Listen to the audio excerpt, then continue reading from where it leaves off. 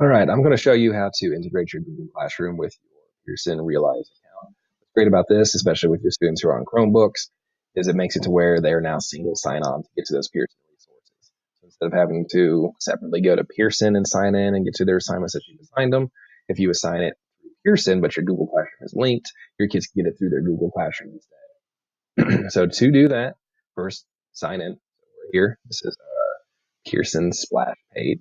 Once you're in, you'll see over on the top right, you have your settings. So click the little drop down menu, go to settings.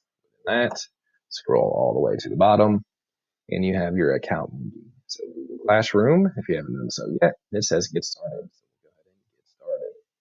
Click on the get started button.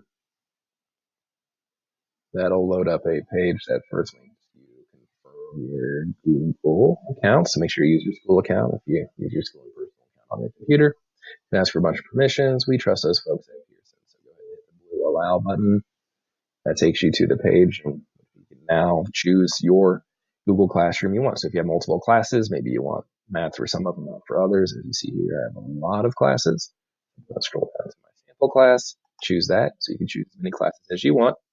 And then with each class, you can choose the programs you want. So you can assign multiple grade level programs to a class. If you teach fourth grade, but you want some of those third grade resources and fifth grade resources as well, you can choose all three. I'm just going to choose one though. So grade 4, awesome. Once you choose your program, hit connect. It's going to connect those two classes together. So it's connected. Let me move this over. So now we finish. And we go over to classes now. We're at the top. We see we have our sample class. That is our linked class. This other sample class, that's a sample from earlier. So you could actually, if you have extra classes, which if you're using Google Classroom integration, you can have your Pearson classes in your Google classes. To get rid of the classes you're not really using, just hit hide class. It makes it go away. And then once you refresh your screen, you'll only see the classes that are currently active. So if you use Google integration, you will have two every class. You have the class Tyler rostered, class that's your Google Classroom. So again, if you want to hide all your Tyler classes because you're using Google now, awesome, just hit that hide button. Now to make an assignment, same exact way you've always done it. So browse, I'll click on random resource. We'll go topic 1, sounds good. Lesson 1.1, -1 sounds good. We'll go down to our quick check. That's something we should all be using, right?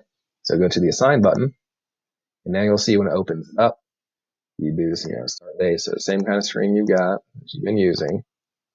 Additional instructions if you like. I turn off the automatically assign remediation because that just really gives a bunch of PDFs I can't do anything with. So turn that off. And then when you go over here to search for your class, you can search for individual kids, or you can do your entire Google class. You can see your sample class, it's Google, it's got the little Google logo. Now when I assign it, it's going to go to my Google Classroom. Now if I go over and open up my Google Classroom, you will see that it is in both spots. As soon as I find my sample class, there we go. So when I go to my classwork tab, I now have my Pearson. Now, the part I don't like is you do have to go through and you have to manually add your topic if you want. So you see I like my ELA assignments. So you will have to go back through and say, okay, well, you know what? I want my kids to know this is my math assignment. So when you click edit, go to topic, create topic if you've never used a topic called math before, and then just save it. And once it saves, it'll be nice and organized. It'll be in your math, so kids know, okay, that's my math work. And you can also go through and change anything you want here. So click those 3 dots, edit. You could add additional instructions, change the points, you can differentiate, do whatever you need to do. But basically, same exact thing, same exact way you turn in or assign things through Pearson.